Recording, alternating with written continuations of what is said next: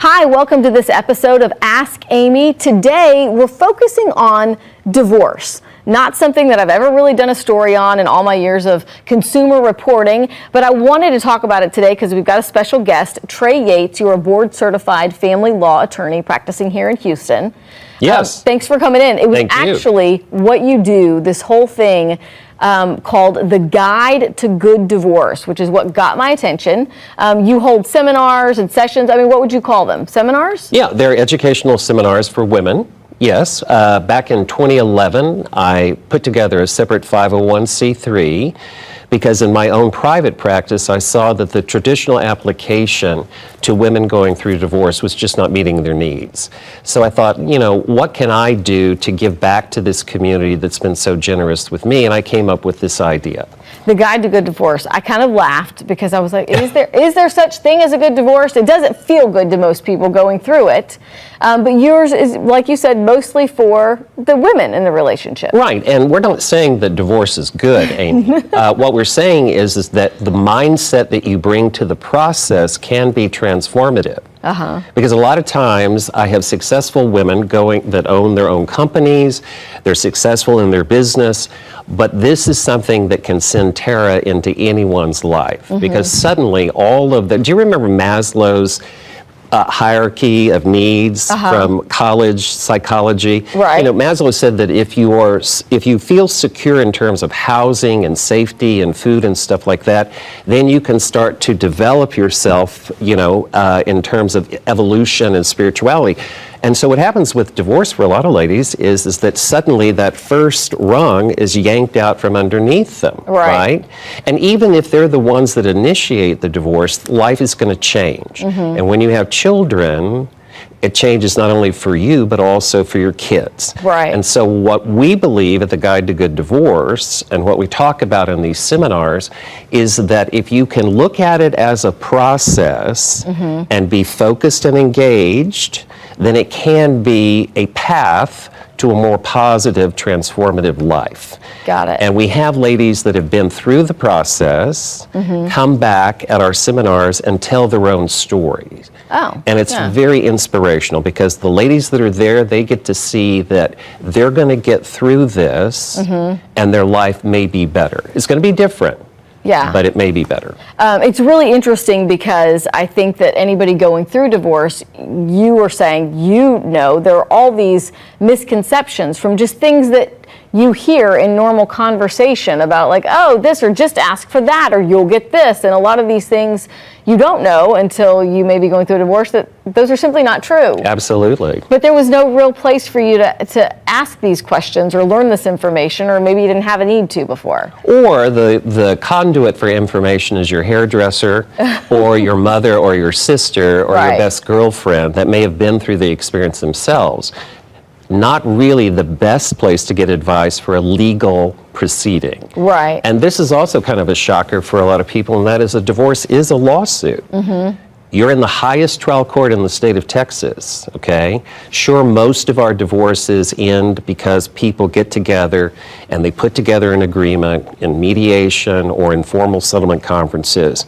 But the truth of the matter is you always have to be thinking about if you and your spouse can't come to an agreement, what would a judge do? And so the rules of evidence and procedure, the family code itself is this big book, and the other thing is it changes every 2 years when our legislatures go back to Austin. So you want to be working with professionals that have a focus on the ever-changing landscape. Right. Does it make sense? It does. It does. Do you know what percentage of, so it is a lawsuit, what percentage of those lawsuits end with the couple going to mediation versus them having to go to court and have a judge?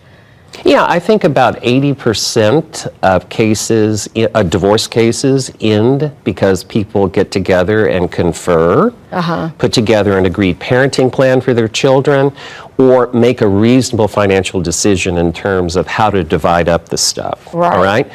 But that other 20% will have to turn it over to a total stranger, a judge who comes to the bench, as well-meaning as they are with their own life experience, right? And they will take the law, apply it to the particular facts of your marriage, to come up with a solution for you. And honestly, the last thing I would ever want to do is turn over the welfare of my children to a total stranger. That's right? an interesting way to look at it. Exactly. You gave a really high number. You always hear, half of all marriages end in divorce. In Harris County, it's even more than that. It's about 60%, Wow. right, and rising. I joke that if you didn't like your spouse before you went into COVID lockdown, that probably pushed you over the edge to some degree. So we're swamped down at the courthouse. And when you have a family going through divorce or going through life with a child with special needs, that percentage of 60 jumps to 85%. Wow. Because there's such additional stressors on couples, partners, when they have a child with special needs. The other interesting thing you mentioned about Harris County is that there's a whole new crop of family law judges. That's right. When I started my career 40 years ago, they were all white males. And now they're all female, and mostly professionals that come from the world of child support or special needs, et cetera, et cetera. So we have a whole new dynamic. There's a whole new feeling, down at the courthouse. But there are also a lot of them working mothers. And so, again, you got to know everything you can about the judge that may decide the fate of your children or yourself. Right. And so you can't always choose the judge, but that's where obviously You don't. I'm sorry, I didn't mean to interrupt. You can't ever choose the judge. You never choose the judge. Right. It's a roulette system. I have my doubts about some of that. But anyway, you won't know until you file. Yeah. But if you find yourself in the process, once a court is affixed to your divorce proceeding, do what you can to find out about that judge. And, we live in a world of social media. And so judges are out there. Right, on social media. And it does make a difference because they're going to bring their own life perspective when they're listening to your marriage. And so that's something that you tell your clients and people who come to these seminars. Absolutely. Background on the judge. Do everything you can. Yeah, that's part of the idea about being engaged in the process. Right. So for each part of our show today, we want to talk about some of the different aspects that you cover in the Guide to Good Divorce. Specifically child support, financial planning. But before we start that, we're about to take a break. What would you say is the most common mistake that women make when they realize that they're going to file for divorce, or when they do? The complexity of the process, because a lot of people assume that a divorce is a divorce. It's easy peasy. It's not very complicated. And they come in with this idea that it's a simple process. Nothing could be further from the truth, okay? And so I think that's one of the big mistakes. The other one is assuming that you are, quote unquote, entitled to something in the process, all right? Sure, there are presumptions in the statute that give you some relief, but nothing is free anymore. And so you have to be engaged. All right. Okay, so that leads us in a good spot to take a break. When we come back, I want you to talk a little bit about financial planning and what people need to know. So we will be right back. Welcome back to Ask Amy. Today our topic is divorce. Our guest is Trey Yates. So we talked a little bit about the Guide to Good Divorce, what caught my attention about these services that you provide. Let's talk about financial planning, because a large part, if people sign up for the Guide to Good Divorce, it's like a seminar, 9 to 2 p.m. Right. But a big part of it is on financial planning. It is. And we have experts in the field. There's actually a certification for divorce financial planning.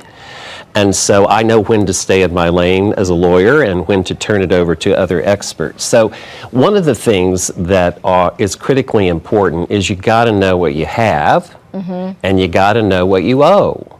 Right. We can't just talk about what we have. We also have to talk about any debt structure, taxes that are owed.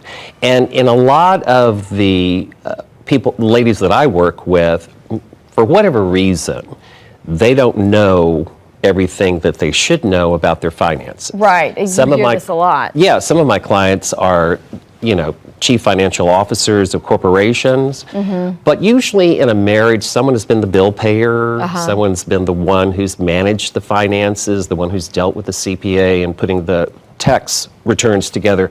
So one of the things that you want to do, whether you're planning for divorce or whether you've been surprised by a divorce, is get organized. Find the statements. You want to find the closing statement for the purchase of the marital residence, because the money that you brought to purchase it could change the characterization of the property itself, right? Because, what do you mean by that? well, there's a thing called separate property, and then there's a thing called community property. And so in Texas, even though you and I bought our marital residence during the marriage, you had an inheritance, say of 20 grand, and you brought that money to closing for us to purchase the house. Well, guess what?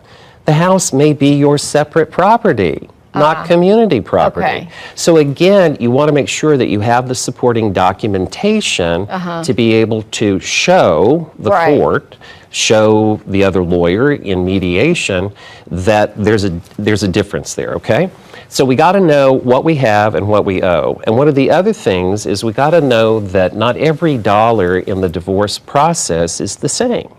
For example, cash equity in a home may be worth more than that reciprocal dollar in a 401k. Why? Because if you sell the house, other than cost of sale, then that's cash that Amy can go out and buy a new home with. Right. If you have to use the money in the 401k, the percentage that you're awarded, to pay for reasonable and necessary living expenses, you're going to lose 25% To taxes. just because of taxes and penalties, right? Okay. So when you're negotiating your settlement, you don't want to just be dazzled by the amounts. You want to do the analysis as to what does it get me. Right. And the other thing is, like, it's my job to get you $1 million in the settlement. A divorce financial planner or financial analyst will tell you what does that buy you in terms of a life stream, an income stream. And that can be very important, especially if you're the primary caretaker of children or you have children with special needs. Another misconception that I hear about is that he'll have to pay me support after we're divorced. And yeah, and so we hear about this a lot in Texas. There is no alimony in Texas. Only by agreement, Okay. meaning that he or you can contractually agree to support your spouse after you no longer have a legal duty to do so. When we're married, Texas law says that I have to support you and you have to support me. Okay. But when we're divorced, that legal tie is no longer there. It's dissolved. Right. And some with states have it where it could be ordered just like child support? Absolutely. Like California, you can have lifetime alimony. Wow. Yeah, but we're in the South, and so that doesn't happen very often, right? So unless it's by agreement, then we do have a thing called spousal maintenance. What's that? Well, spousal maintenance means that you got to show that but for an income stream from the person who no longer now has a duty to support you, that if you don't get that money, you're basically going to be living under a bridge. It's a very punitive, needs-based statute. So before you start talking about how much and how long, you got to examine with your lawyer as to whether or not you even qualify. And one of the other punitive parts of the statute is that if you get 50% or 60% of the community estate, that pretty much disqualifies you from then also getting spousal maintenance, because the way the statute is written, it says that, look, Amy, you say you don't have an income stream, but you got that $1 million in your divorce. Sell so it you're if going to you have want. to start selling it and liquidating it, okay? And that, that can be used to pay for those reasonable and necessary living expenses, and that's why most ladies don't qualify. Got it. And a lot of people, like, again, you go back to the hairdresser that you mentioned in the first segment, you hear, oh, well, my friend gets this amount every month, and it's like, you have no idea. A judge is never going to say that has to happen. Correct. Well, correct. One of the other misconceptions is that, let's say someone's at fault, okay, meaning that, shall we say, they misbehaved in the marriage and had an affair. I hear this all the time. Well, he cheated on me, and so therefore I want support. Unfortunately, cheating on you doesn't really qualify. Okay? That doesn't change it doesn't change the formulary in the statute. Okay. Right. So you want to be careful about developing those fault grounds. Right. Because Texas, most of our divorces are based on what we call irreconcilable differences, or we just don't get along. Yeah. And so then the things that we need to do is first figure out what we have. So for example, we have this home that we purchased together. This is how much it's worth, but this is how much we owe. Correct. How much do we owe in other debt that we owe together? And then how much does each spouse maybe have in a 401k or any sort of savings? Yes, absolutely. Oh, and the other thing I hear a lot too is the credit card's in his name, so I'm not liable. Not true? Not true. Okay. Not true, because when the creditor extended the benefit of using credit and you were married, they thought they had two sources on which to collect from. Right. So even if some of the debt is in the other spouse's name, just be aware of the fact that potentially you're also liable for that debt. Okay. That is very good to know. And then also, you said that there's really nothing, we always assume that we're going to split everything 50-50. Right. Is that a wrong assumption? That is a wrong assumption, because nowhere in the statute does it say that it's a 50-50 split. It says that the court, considering the facts of your marriage, and that means everything, who's the primary caretaker, whether or not you've been the superior wage earner, what property you have, what you owe, what your inheritance might be, has to then take all of that and make a just and right division. Okay. That's a pretty loose, there's not very defined. Right. Okay?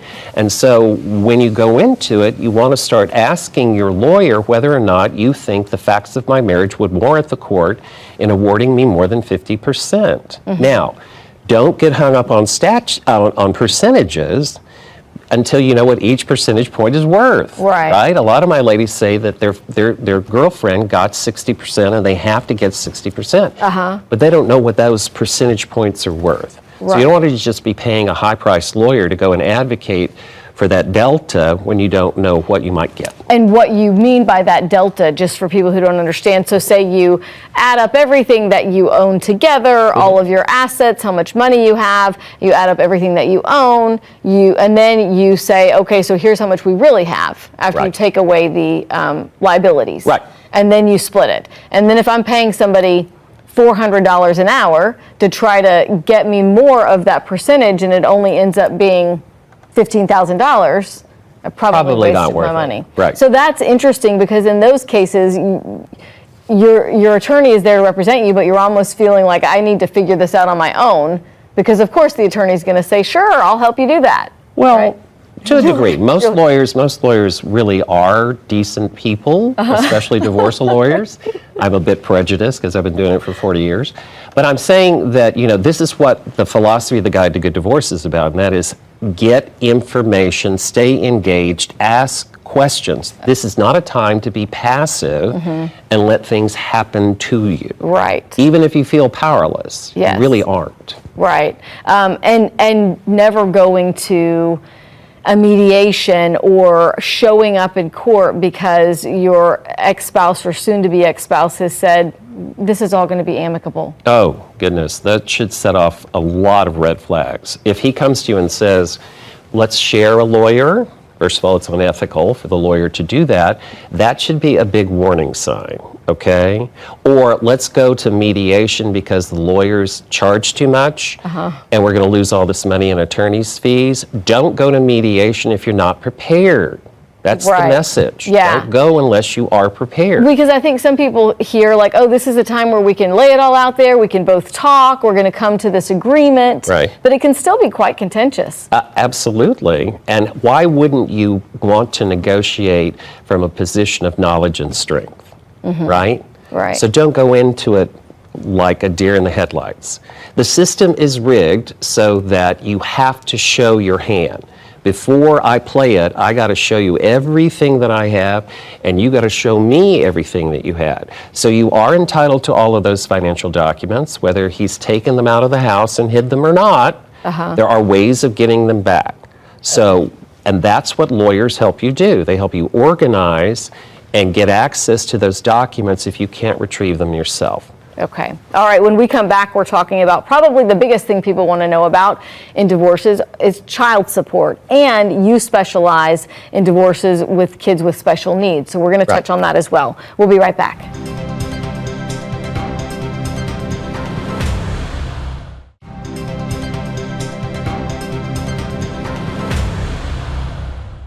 Welcome back to this episode of Ask Amy. We're talking about divorce.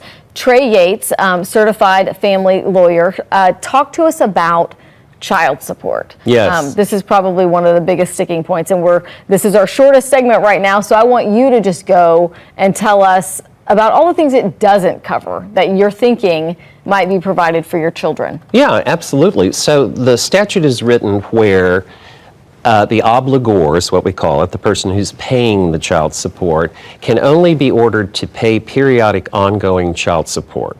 And it's based upon an artificial formula, all right? So in other words, let's say, for example, that I make $15,000 net a month. We have a child, okay? It's time to get divorced. You get custody, I pay child support. There is a percentage, one child is worth, don't you love that, 20%. But it's not of the total 15,000, it's only up to 9,200, which means the maximum amount of child support the court could order that I pay you is $1,840 a month. Okay. Now you do the math and look at your budget in this town, that doesn't go very far, right? And so child support, and then medical child support, meaning that someone has to pay for the premium for our child to have health care coverage. Right. If you are, then I reimburse you. If I do it, then I get that taken off before that percentage is applied. Okay. All right?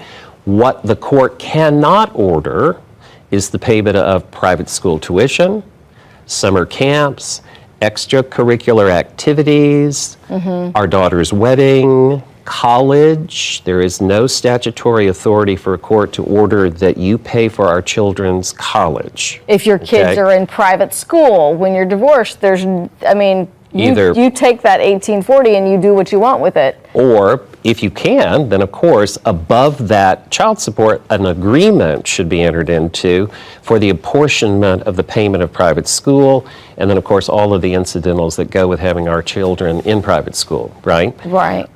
Car payments, all of the stuff that normally you would think a parent would feel good about paying for, sometimes that generosity just doesn't show up.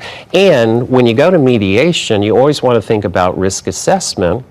So you want all of this money, and his team is saying, well, but I'm only exposed to pay this small amount. Yeah. So how do you bridge that gap, right? Right, yeah. Yeah. And so you can kind of walk people through that. I want to save enough time for your specialty. You specialize, and I would imagine there's not a lot of attorneys out there who do that. They're not. Divorces with kids with special needs, yes. Why is it so different?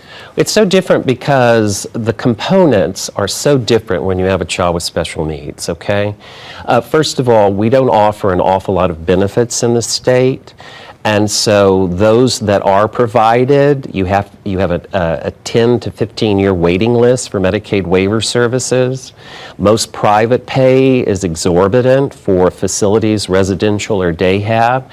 And so the amount of child support has to be factoring in those additional special things that parents with special needs have to face, all right? So the statute, there's a whole different part of the code that talks about child support for children with special needs. First is minors, and then also as adults.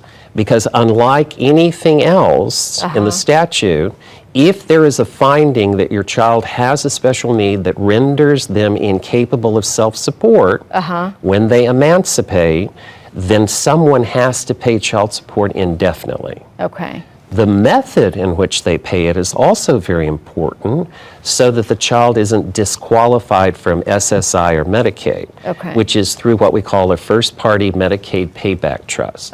See, it can get pretty complicated, all right?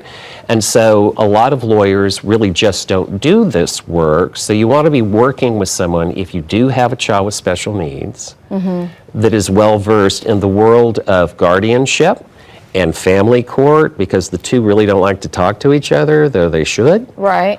Because sometimes you can have a guardianship proceeding, and sometimes you can also have a child support proceeding in family court. Okay. Make sense? That does make Yeah. sense. And we are out of time, but Yeah. you did mention that one thing that families with special needs need to do is a Medicaid waiver list. They need to get them They need on to this get them list. on as soon as you know that your child could possibly have a disability that will render them incapable of self-support, get them on the Medicaid waiver list. There are people in this town that will help you with benefit applications. Okay. All right. Trey Yates, thank you so much Thank for you, coming Amy. in. This was very It's been great. informative. We will put all of the information that you need and link you to the Guide to Good Divorce and Trey Yates in the show notes for this episode. Thanks so much and have a great day.